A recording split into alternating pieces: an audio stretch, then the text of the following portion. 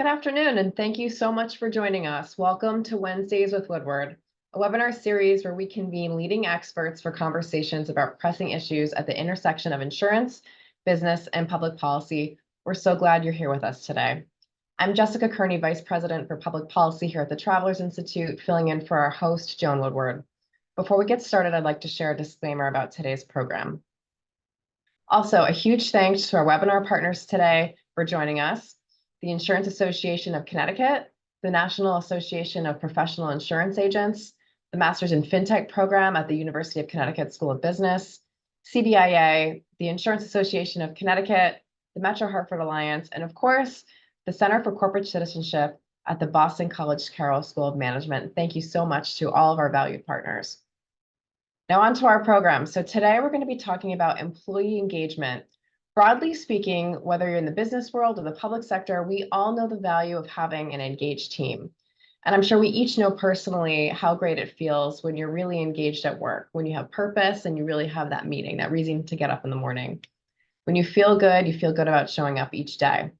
We also know that the world has evolved over the last few years, and many of us have settled into new routines, new ways of working, whether that's a hybrid schedule, some remote work, or just new ways of collaborating with distributed team members across the country or the globe.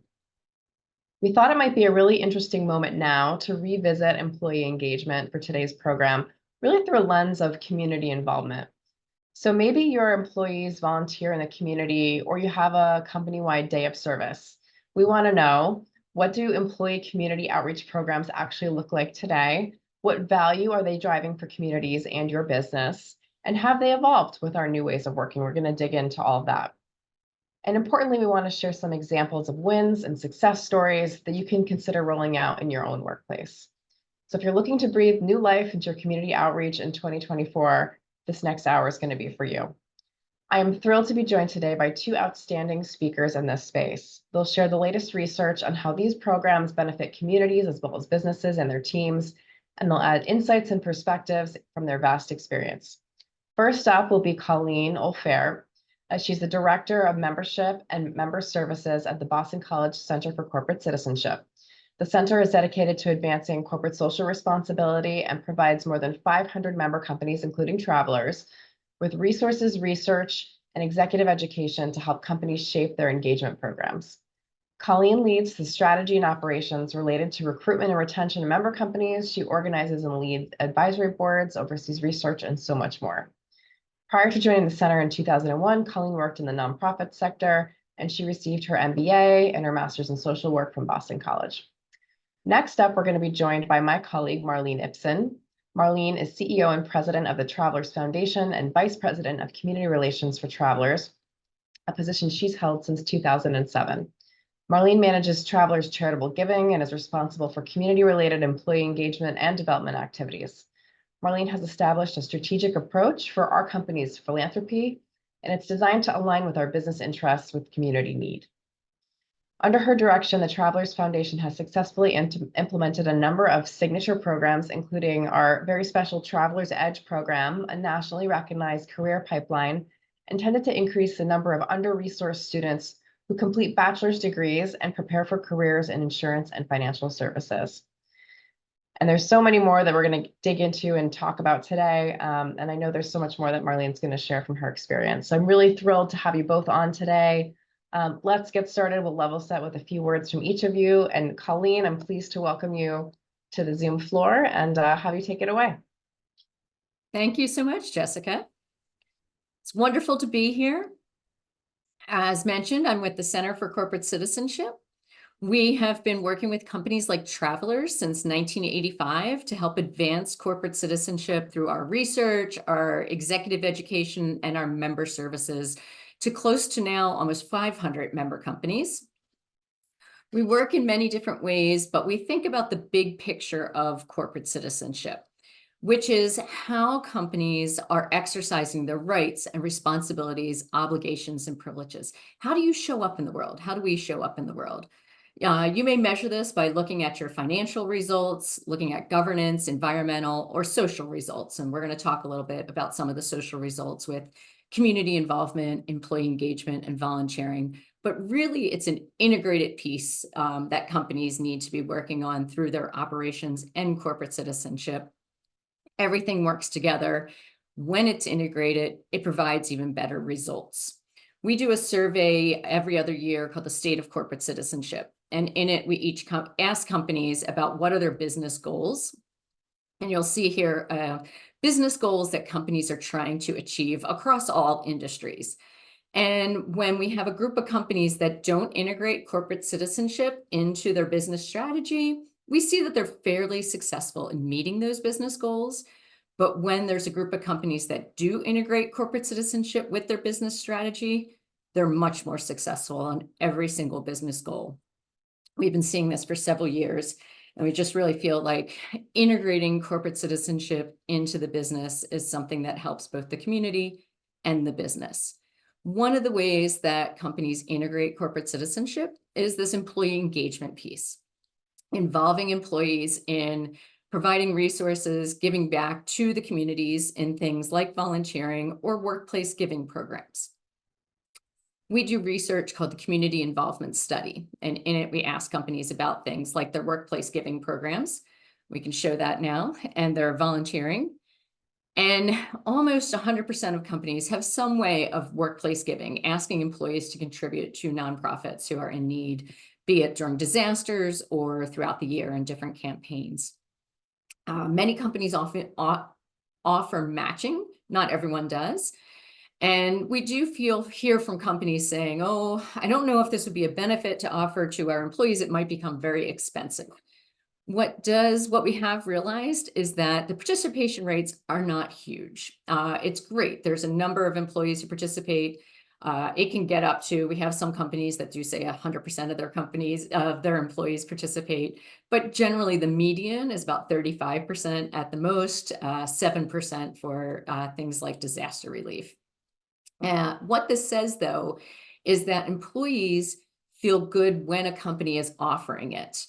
They have a greater sense of satisfaction and connection to the company, even if they're not participating in it. So just by offering it, companies can see a benefit in their employees being proud to work at this company. The same is true with employee volunteering.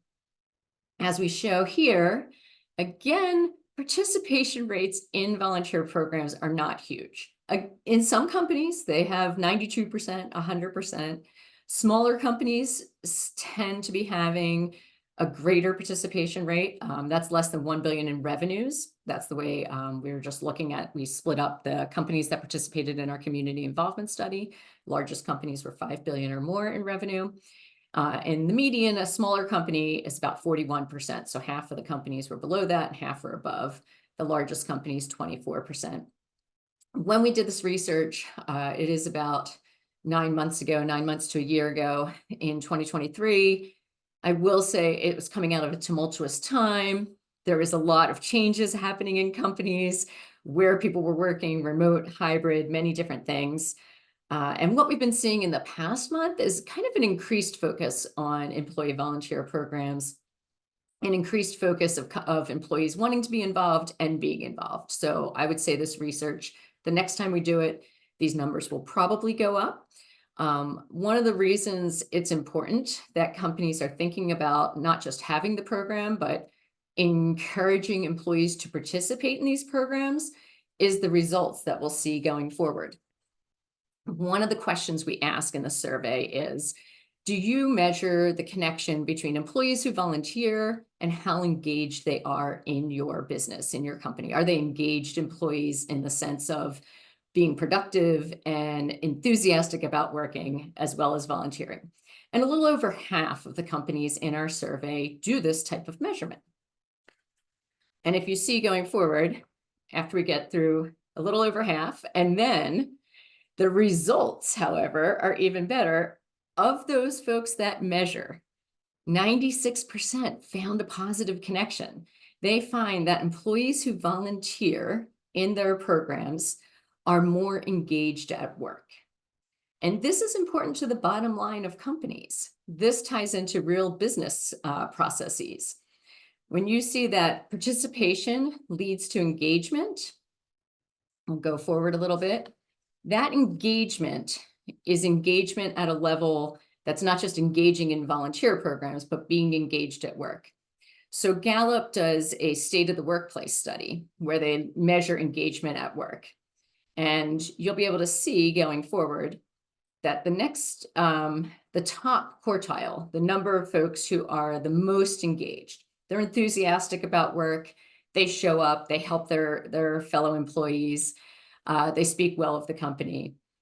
And then they looked at folks who are in the bottom quartile, who were not as supportive, not as engaged, or were the least engaged. The folks who were most engaged were 54% less likely to leave their jobs, 41% less likely to be absent.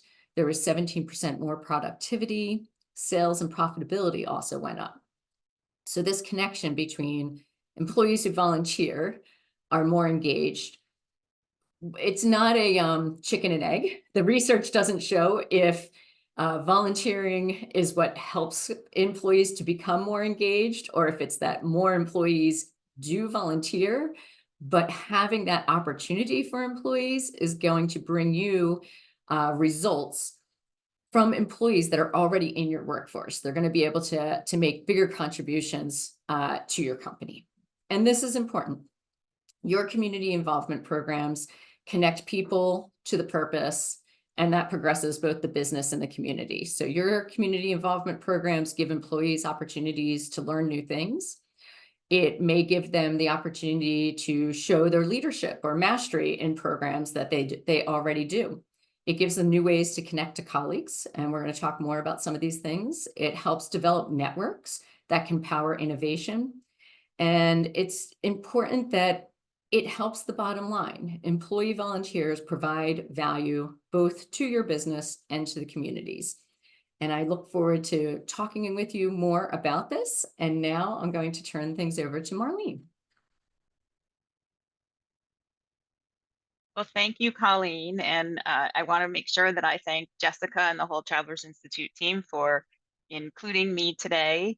I thought I'd start with a general overview of our community approach, and then I will provide some additional detail on our employee involvement. So as a starting place, Travelers believes that strong communities, moving on to our next slide, are sustained by educational and economic opportunities. And we're really dedicated to ensuring that, to assisting our communities in generating those kinds of opportunities. We're targeting our giving and volunteerism to help advance academic and career success, develop thriving neighborhoods, and create culturally enriched communities.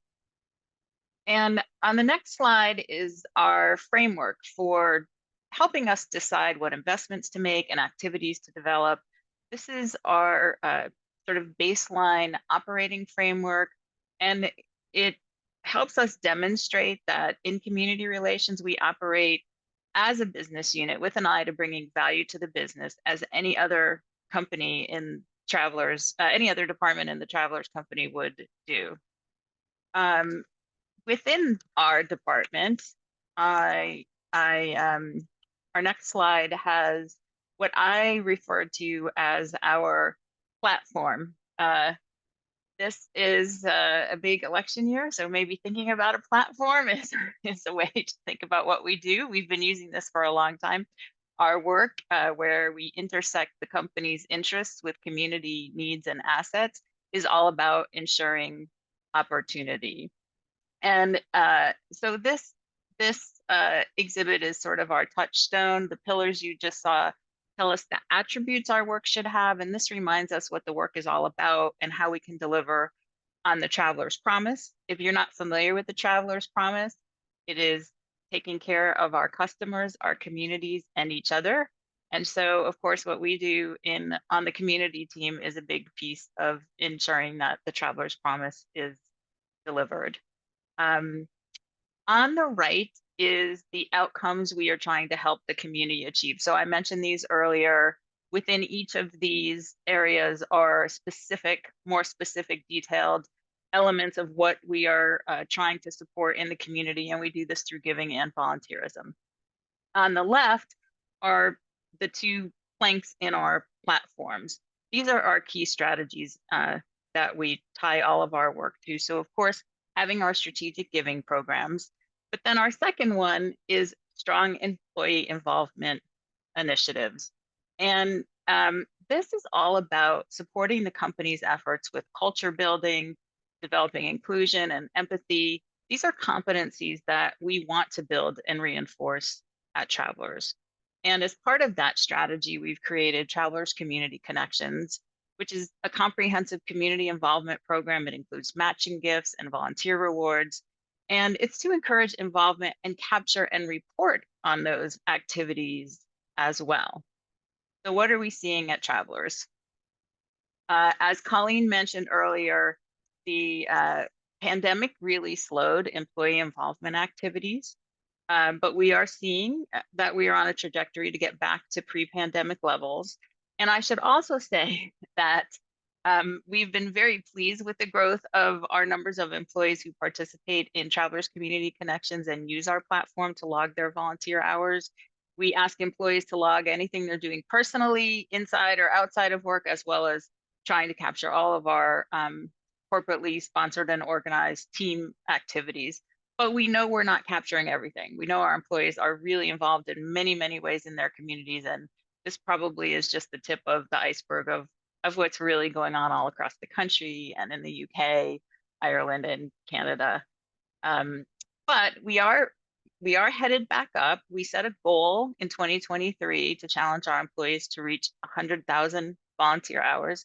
And they did indeed log more than 100,000 hours. They beat the goal, and we were pleased with that. So we've set a goal for this year of 120,000 hours, again, on the track to get back to where we were and hopefully exceed over the next couple of years where we were before the pandemic.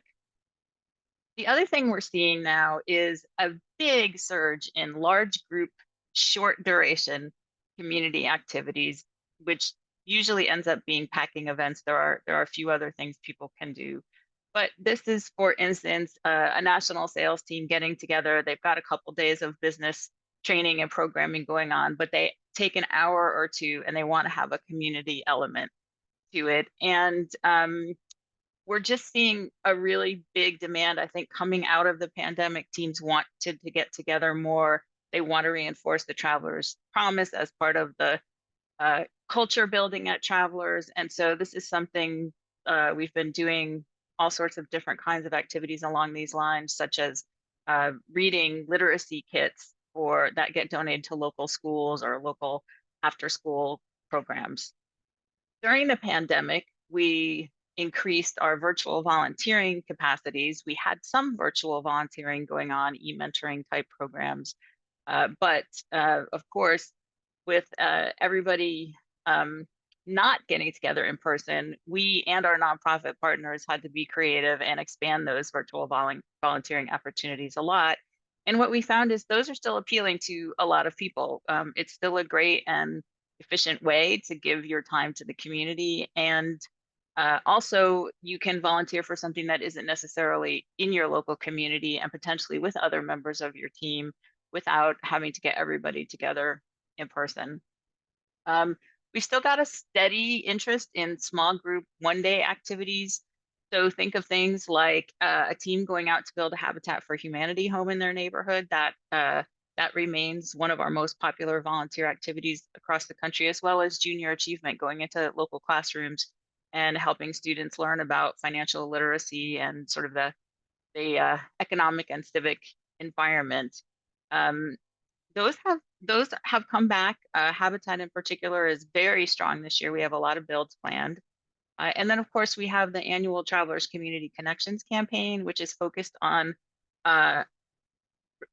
reminding everyone about our giving and volunteering programs and opportunities that we have, but also raising funds for local United Ways and their partner agencies, helping them to build and develop resilient communities. So that's kind of the picture of where we are right now at Travelers with our employee involvement. And in my many years of doing this work, I thought I'd share a couple of lessons learned, some reasons that I think it's really important to have these kinds of programs. We've really seen that employee involvement can help bridge gulfs across age, tenure, culture, and even to some degree power dynamics. Getting out and doing an activity with your team can sometimes help everybody see one another in a different light and break down some of the barriers that maybe have, are sort of more traditional in the workplace roles. We do think it's really important to have meaningful and well-planned experiences for employees. They want to feel like their time has been well used and they're contributing to an important cause. So making sure if you are going to encourage employees to come together for something that the company is organizing, that you're working very closely with the nonprofit partner and you know what to expect and they know what to expect. And we really try to make sure that employees understand what the opportunity is about. What does the organization do that they're helping? How will what they're doing on that particular day or on that particular virtual volunteer experience help support that organization's mission? So after talking a lot about all of this, I thought I would share a brief video that gives you a sense of many of the kinds of activities we are doing at Travelers.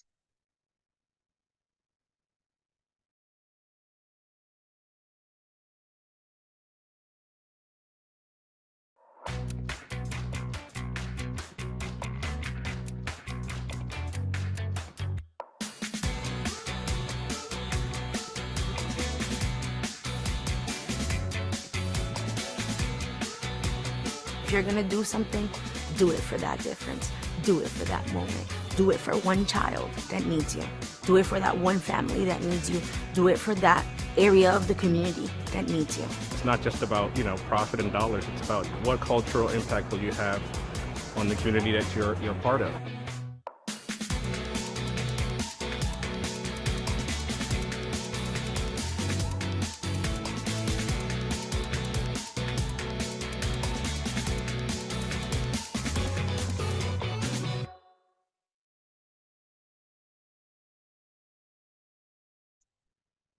Marlene, Colleen, thank you both for your opening comments. That was really insightful and I think really set the stage for this conversation. As we were brainstorming topics for our show, we thought, hey, wouldn't it be an interesting thing to take a look at this issue now, given that so much of how we work and how we work among our teams has changed over the last few years. So thank you for both for helping us level set. I was just taking notes here and some things that jumped out at me at what you both said about Marlene, about the short duration packing events and really seeing the rise of those. And I know we want to get into more of the kind of practical, examples of how people can leverage and lift some of the ideas that have worked successfully for other companies.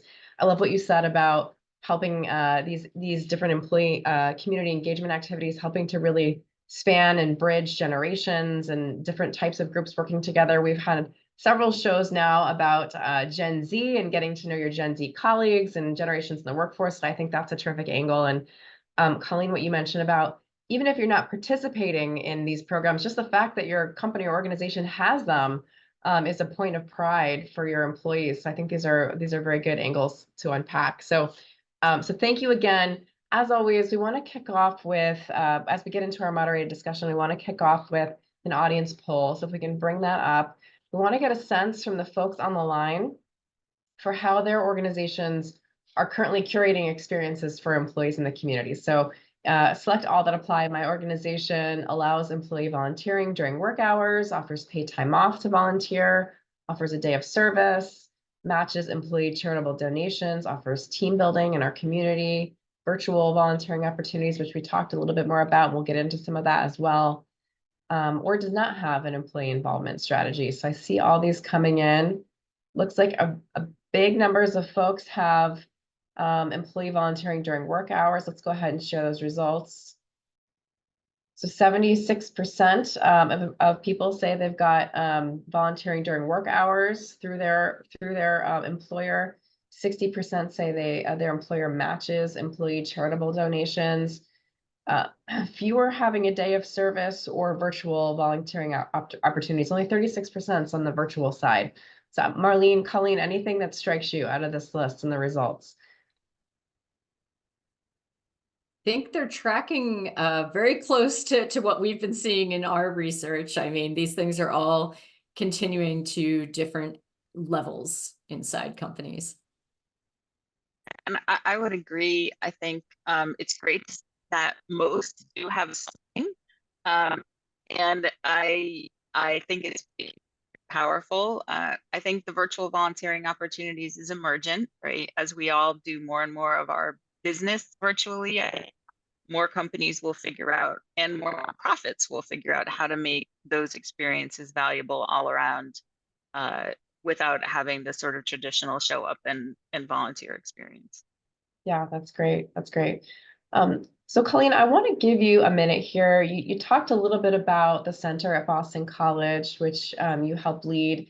And you mentioned you have 500 different member organizations, which I'm sure you pull lots of color and anecdotes and research from on this topic and many other topics related to corporate citizenship.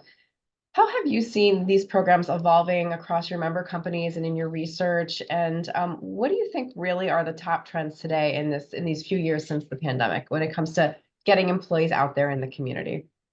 Definitely. Well, I think that the pandemic was the great upsetter of volunteering, as you know, it upset so many different things.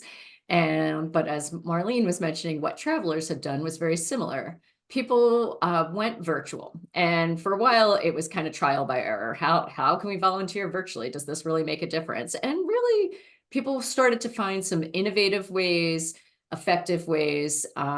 Things that were team building, things that were able to match individuals up with a mentee or tutor someone or do some reading, lots of innovative ways. And that's continued. When we poll our companies about offering virtual volunteering, there's still a great percentage that offer some sort of virtual volunteering. It helps when you have remote teams, you're a global organization, it's a way to connect people who aren't physically together. Another piece that companies have started to, there's a slight increase in offering paid time off for volunteering, but it still hasn't changed. Even before the pandemic, about 16 hours was probably your typical amount of time a company would do for paid time off, and that's continued, but more companies are offering it. So I think companies have seen that this is something they want to offer to their employees. Perhaps the younger generation that they're recruiting is kind of looking for something like that. And then the third piece that I would say, acts of kindness is something that came up during COVID. And this means not a traditional volunteer opportunity, but helping your neighbor go buy groceries for an elderly neighbor, or helping someone who doesn't have a car to get somewhere, driving them to work. And these are things that were really promoted as still being volunteering. And companies have continued to kind of say, employees, tell us what you're doing in their neighborhoods. What are you doing in ways that aren't with perhaps a 501c3 nonprofit, but it's still contributing to the good of communities, and we want to celebrate that. So I think that's something that is good for all. I love that, acts of kindness. I think that's a terrific way to think about it. And you talked about remote and kind of these virtual volunteer opportunities. And Marlene, I want to dig in with you a little bit more on that too. I'm curious, just on a very practical level, if you're a manager and you're looking to set something up for your team, what are the ABCs that you found that what works and what doesn't work? Have you tried anything and it's just completely fallen flat? I would say I can't think of anything that's fallen flat. So that's a plus for doing it, right? Most of us are pretty comfortable with these kinds of technologies now. And so, it's always a little bit of a gamble on who's going to be on the call and how talkative or involved they or the students, for instance, might be. But we have that same gamble when we do in-person activities as well. I do think, one of the things we found is that starting with icebreakers is very powerful. It forces everyone to talk. You go around and whether it's just the straightforward introductions or whether it's, what brought you here today or what are you looking forward to learning today? It forces everyone to immediately get involved and break down that barrier, that wall, maybe that is a little different than if you were in person. And also interactive elements throughout the experience. So whether it's a poll like we just did, or structuring the program, for instance, if it's a pitch competition where small businesses are going to present their business pitches to travelers, individuals who are serving as judges. we would structure the program so that it wasn't just a whole slew of pitch after pitch after pitch. We would probably make sure that the judges have an opportunity to offer input to each pitch, while it's happening, and then ultimately do their final decision making, however that is structured. But we try to work with the nonprofit, and many of them have great experiences and will offer advice for how things should go. But we do try to work with them to make sure it pays well. And again, that nobody feels like there isn't an opportunity to participate, or like they can get away without participating. Yeah, that's great. And I think the emphasis on the icebreakers, especially when you're bringing different teams together and just making people feel comfortable and like they can fully engage and immerse in the experience is a really good one. Colleen, anything that you've seen make or break on kind of this virtual programming, or even some of the basics for, for other type of volunteering? Yeah, I do think at this point for virtual, it is being thoughtful about what you're offering. And, during COVID, people were willing to jump on for any reason just to be able to have some connection with other folks. And so now if it's a nonprofit where you're able to do, it's maybe a one-on-one mentoring, or it's a virtual contest, there's a certain amount of time, what you're doing, what your responsibilities are, and you're providing that service as a volunteer. Or people have created some team building opportunities where it's things, there's a nonprofit where you're helping to map roads in remote areas to help with disaster response. And you could do that by yourself, but if 4 or 5 people from the same team log on and they're doing it and they're chatting and they're having a little conversation, it becomes a bit of a team building as well as doing volunteering at the same time. And so those things I think tend to help it stay vibrant and connect it to what the employees are interested in. And just while we're on this topic of remote volunteering, can you maybe both of you give me some examples of like types of different virtual volunteering opportunities that have worked well? Like the actual volunteer. I think you mentioned online mentoring and, some other things. Yeah, I think, some of the ones that we've seen that have continued to be successful are when the nonprofit is set up in such a way, that they have the technology perhaps for students who are coming in and they're able to connect with a mentor or a tutor who's at the office. And so during lunch, perhaps in schools, sometimes this will happen. So you can do the volunteering. It's successful because there's connections with the nonprofit or the school. They have the equipment, the employees able to connect and be able to move that forward. And then I think some of the more ones that involve team building, you do need to have the icebreakers, the kind of connections, the way to you're building something rather than just get right to the task. Yeah. So some of the ones we've seen that work well, Best Prep is an organization in Minnesota where we have a lot of employee involvement. They have been at the forefront of e-mentoring for years, even pre-pandemic. And so they have a great structured curriculum where employees sign up to be mentors to high school students preparing for college, I believe, and I think college students as well. And they have a set curriculum. So monthly there's a question that the student will ask, the mentor answers it, and answer by email. They have a minimum amount of time they're obligated to just have some face-to-face, which again is not necessarily in person, on each month. It's a small commitment, a half hour or an hour.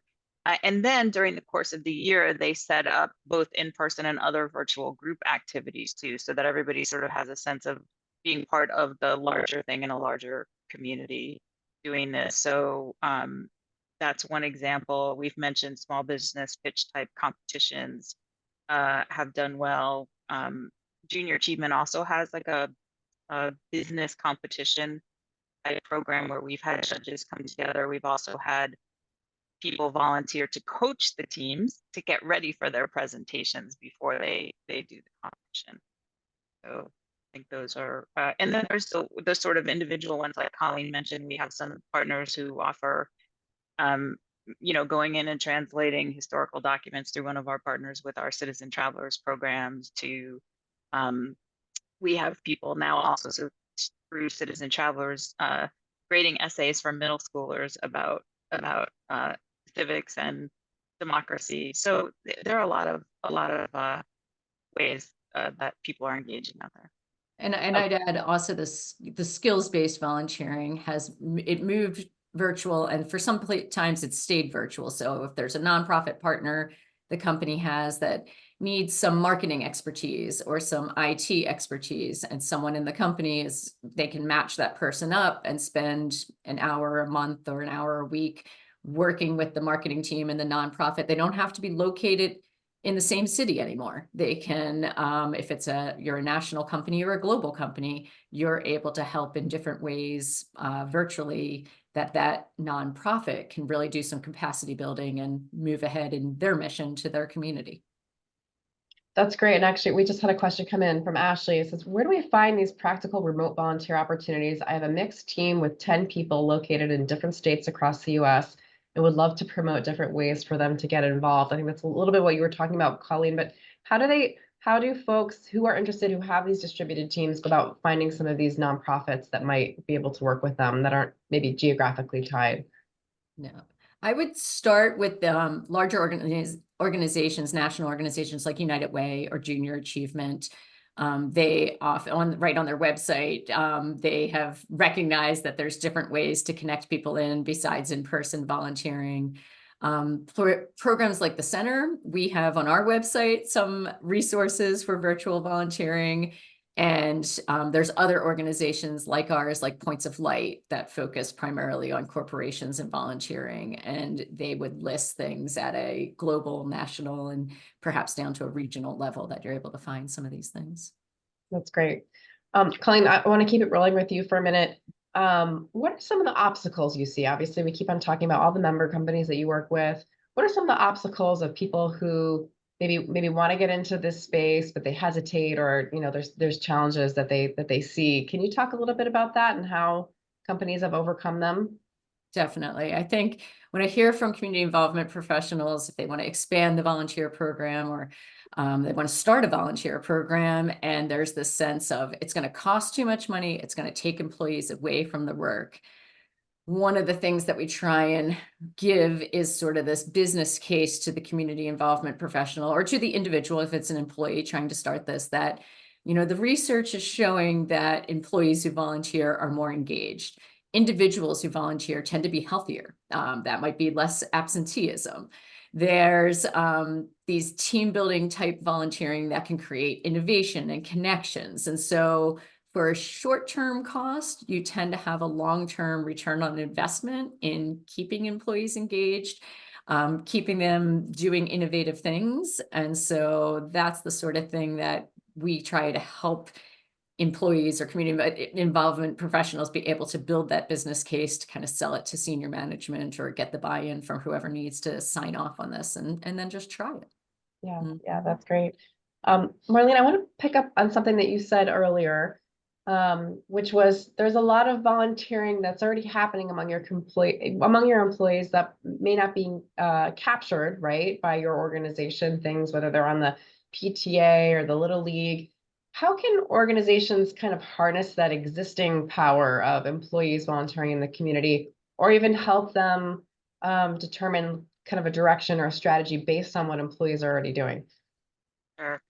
I think there's a few ways to go about this, particularly in smaller companies. Often doing a poll, understanding what employees are involved in, and if there's anything that seems to consistently, rise to the top where a majority of individuals are involved in a particular type of cause or even a specific charity, then finding ways to support it as an overall organization can be really valuable. The other thing we've learned is a lot of employees are happy to participate if they know what's important to the company and what's aligned with the business. So, even a small operation, if you can identify a cause that aligns with your business, so, maybe financial literacy or safe driving for an insurance agency, employees are excited to jump in and get involved in ways once the company explains why this is important and why this is so critical both to the community and to the company. And then, I think sometimes people, you'll find out that one particular office or location has already been doing, say, drives or volunteer activities for one specific organization. And so maybe building on, picking a different office or location each year, or a different department who has a favorite cause, could be another way of understanding what employees are involved in, and how you might support it. Yeah, so scaling, learning from pilots in one area and scaling what's successful, that's great. I also heard you mention just kind of getting employees excited. We had a question come in about just to start to integrate some of these audience questions. Have you both seen, or can you maybe share an example of a time when you've both seen just that moment, right? Like we're doing this for a reason. We're doing this to connect to mission and to purpose. Have you seen those opportunities where people just light up and it's clear that you've made the connection and people are excited and they're engaged? What does that look? What does that feel like? And maybe can you give us some examples? Okay, I have too many examples. I'm so fortunate to be in the seat I'm in at Travelers. It's such a privilege to be able to connect to the community in this way, and help be that bridge between, the company's interests and community needs and assets. I think, one of the ones that was really powerful for me was after Hurricane Maria in Puerto Rico. In 2018, we brought a group of employees, largely connected through our Hispanic and Latino and allies diversity network, but a number of others led by our CEO, Alan Schnitzer, to rebuild a baseball field that had been destroyed, and adding a playground to a local park. What we found was the community there, even though there was so much need for repairing roofs and getting electricity back, and getting the schools open again, when we talked to local leaders in that community, partnering with the nonprofit All Hands Volunteers, who we worked with at the time, what we learned was, when we sort of said, what can we as Travelers do? We don't have an office there, but we're willing to bring some people in, and how can we help? What we learned was, because schools were not operating fully again, there were a lot of kids hanging around all day without a lot of safe places to play. And baseball is such an integral part of their culture and their community activities down there. They said, if we could get the baseball field back up and running, a couple different ones had been destroyed. So if we had even one that in the short term we could use, that would be so powerful to us. So, after a massive hurricane where people are displaced and struggling, you don't necessarily think that, building a baseball field is going to be the thing, but it was incredible. Our employees felt so connected. We had a big gathering in the community at the end of the day after the baseball field, so they could officially open it and play an inning or so of baseball.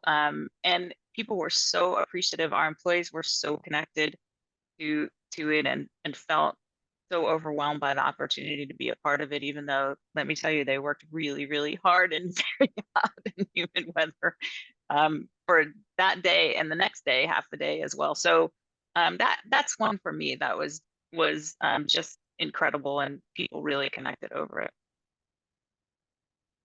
And I'm at a disadvantage because we hear about these, but we don't often get to participate in these types of events. Once a year, though, at our conference, we will make sure we have some type of volunteer activity.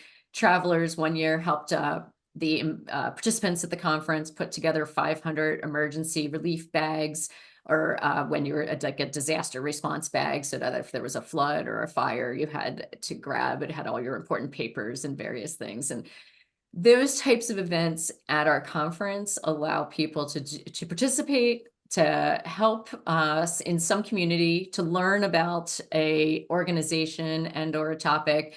And there's a lot of pride in that. So folks are glad they're enjoying the learning, and they're enjoying the networking, and then they're also being able to connect to something bigger than themselves. And I think that just is the piece of volunteering that helps take people out of themselves and out of the day-to-day grind, but appreciate that they had that opportunity to do that. And Yeah, just, oh, go ahead. oh, Yeah. I'm sorry. I was looking at one of the questions that popped up was around how can leaders of teams promote community engagement without their direct reports feeling pressured? I think that's a really great point to keep in mind. It was sort of what Colleen was talking about when she said even though the percentage of employees who take advantage of matching gifts or volunteer rewards programs may not really be that high, it is appreciated that the company is willing to do that and values that. And I think this is a similar thing. You know, I've done it with my team too. Sometimes we call it, voluntold or whatever, but usually we say, we think it would be great to go out and do something as a team. Would everyone like to do that? And either say, here's the opportunity presented to us. We'd love it if you join, but it's optional. Or ask employees are there any organizations they're connected to where they think that they might value from our team of X number of people. If you're at Travelers, our community relations team can absolutely help you find opportunities and think about ways to present it. Often when we're doing the kit packing or something like that, that's built into an agenda of a program. But if it's just taking your team off site for a day, it can be optional. It doesn't have to be required fun, so to speak. Can you talk a bit more about these packing events and the nuts and bolts? Because I find it very interesting because there's some questions coming in about how do you balance, not having enough hours in the day, but still wanting to give back to the community and be involved and, just making time for it all. And so we've got this model, right, that you were mentioning that it could be it could be an hour or two as part of your department's offsite or your day long meetings that you're doing. How does that work in practice and how do you make that come together and make sure that it really sparks a connection in people? We work with organizations like the United Way, Happy Hope Factory. My team is going, there's others, and I'm not thinking of all of them, but because we've had this demand since COVID, we kind of have a general idea of the organizations who are out there, what they offer, what community needs are that we can help address with these time limited events. And so we will, talk to the team about what their time limit is, how many people they have, if they have a particular interest or theme, and try to match the right opportunity. And then for us, we do require that the packing event, participants have some sense of what they're doing, that it's not like just go through at the lunch line and throw something into a backpack and I don't really know what it's about. We will ask the nonprofit to send a representative to come in and talk about what their mission is, what these impact these kits will have, who they're going to.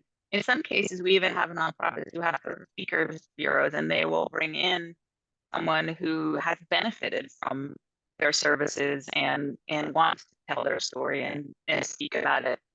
But we do really try to make it clear to employees that it's not sort of busy work, that there is a real impact and purpose to what they're doing, and then of course make the tie to Travelers and the Travelers promise and culture. And so why are we even taking time from a business meeting to do something like this?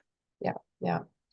And I think just to add to that, if it's not a meeting where you have a certain period of time, some companies have created something in the break room or in the lunchroom. If you have a type of workplace that folks are in a space and it's not a time that they're able to kind of get away except for lunch, then there's like the opportunity during that time to participate in some sort of packing, and it goes throughout a day or throughout a week with the goal to put school backpacks together for a local school or something like that.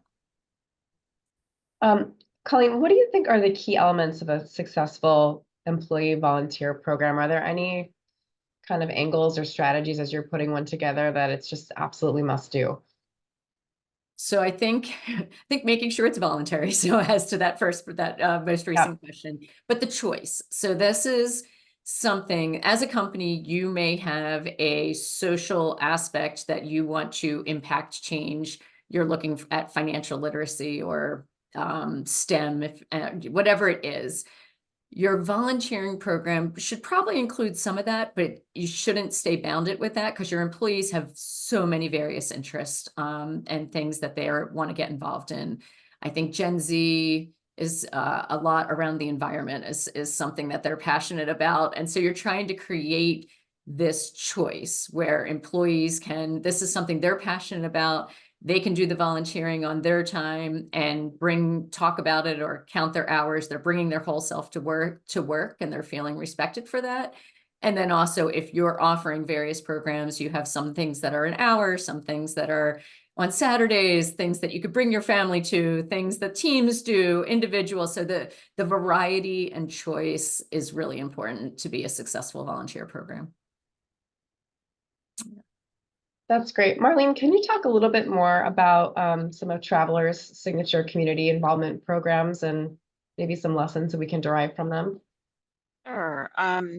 So one of the main things that we have, we called our Travelers Community Connections Field Office Grants, and this is where any of our offices outside of Hartford and in the U.S., outside of Hartford and St. Paul, where we have critical mass and a number of ongoing volunteer activities all the time, can bring together a group of 5 or more employees to volunteer for a nonprofit in their community. And then they, together with that nonprofit, can apply for a grant to either specifically support the cost of that activity. If you're going to be going out painting a rec center for a day and you need to buy paint and other supplies, some of the costs can go to that. We also recognize that any volunteer activity takes time, staff time for the nonprofit. So even though they might be benefiting from our labor, there are costs to them coordinating. And we might just, depending on the kind of volunteer activity it is, and if it's a really great fit with Travelers, it might just be an outright grant to the organization to support their ongoing efforts. So we look at it in terms of the sort of quality of the volunteer experience, how well the organization aligns with our key focus areas, how many people are going to be involved, all of those things. And then there's an opportunity for grant funding to support that. Other opportunities, other of our signature programs, we have occasional involvement. So resilience and disaster response, Travelers Fortifies Communities is one of our signature programs, and we often are able to plug in volunteer activities for building homes post-disaster back to better building standards, which is the IBHS Fortified Homes standard. We also have a small business support program where we use our incredibly talented individuals. This is skills-based volunteering, many from our risk control area, from our cyber technology area, to help small businesses understand risks and how to address them. So we do try to tie these volunteer activities to our signature programs. And then I think in terms of lessons learned, one of the things I always say is you should probably practice saying no. There will always be more demand from the nonprofit communities and your employees, probably than you can meet, quarterly, whether it's dollars or just capacity wise for organizing and for for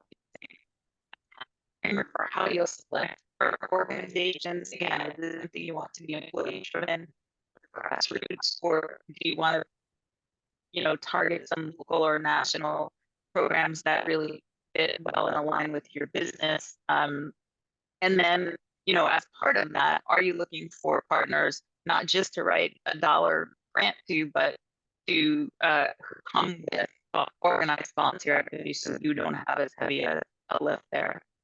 And then also understanding that there are costs involved, setting a budget or a cap for what you can do around these programs, whether it's providing support directly to the organization or paying for the costs of supplies for a particular opportunity, whether it is a matching gifts or dollars for doers, which is our volunteer rewards program.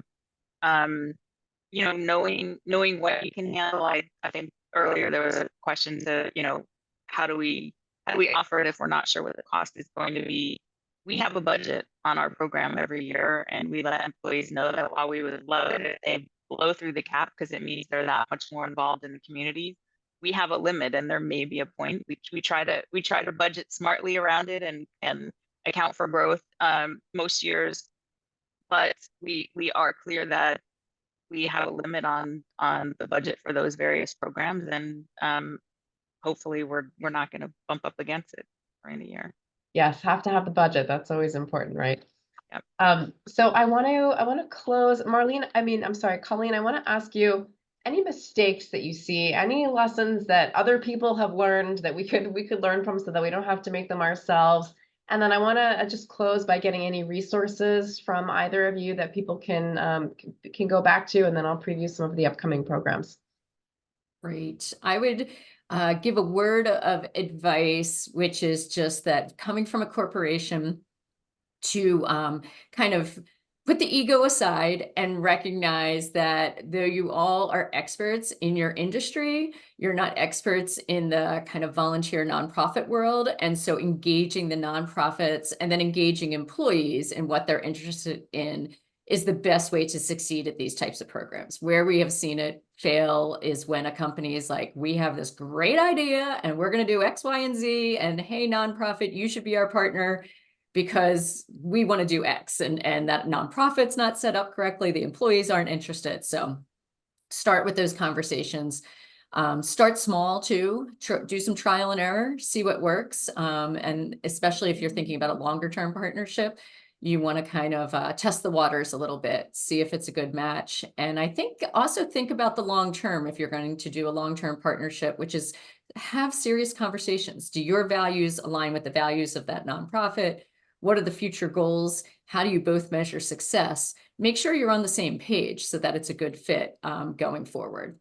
So those are my words of advice, and I welcome you all to our website, ccc.bc.edu. I can throw it into the chat there. We have a lot of resources of reports, research, best practices. You can attend our webinars and be able to download a lot of information, even if you're not a member of the center. We try and really help anyone get started and move forward with these types of programs. So glad to be here for you. Wonderful. Marlene, any closing thoughts or resources?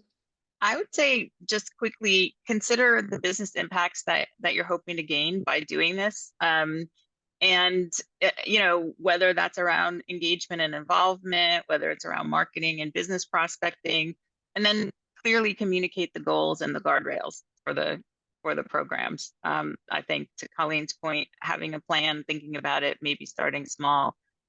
It is a business operation, so you should think about it that way. Wonderful. Marlene, Colleen, thank you so much for the insights over the last hour. This was a new topic for us on Wednesdays with Woodward, and I think it was an hour well spent. Appreciate all the insights. And I'll now preview some of the things that we have coming up. So thank you again, everyone, for joining us and for tuning in. There's a link in our survey about today's program in the chat, so please let us know what you thought about the session and also any other ideas that you'd like to see us explore on future programs. If you haven't heard, we've got a podcast. The Travelers Institute Risk and Resilience podcast is now available on Apple, Spotify, Google, so you can subscribe today and see the link in our chat. We've also got some great events coming up over the next few weeks. On March 13th, you can join us as we unpack the surge in mass tort legal advertising that's coming up. And then on the very next day, March 14th, Citizen Travelers takes a look at how athletics can be a platform to make a positive impact in one's community. We heard Marlene talk a little bit about Citizen Travelers during today's session as well. On April 3rd, we're going to be joined by the chief economist for the U.S. Chamber of Commerce with a look at the economic and public policy trends that are impacting businesses today. And then on Monday, April 8th, we're going to be at the Lifesavers Conference live in Denver. We're going to be live streaming our session there on the data around distracted driving and what our latest insights and learnings are from the data today. So please join us on Monday, April 8th for that one. And then on April 30th, the Travelers Institute team is going to be in San Antonio, Texas for our National Cybersecurity Education Tour. So if you're in the area or if you're in any of the other cities listed coming up, please join us for lunch and learn a little bit about cybersecurity education. So as always, please visit us at travelersinstitute.org, connect with us on LinkedIn, subscribe to our podcast, and thank you so much for being here this afternoon. We really appreciate it.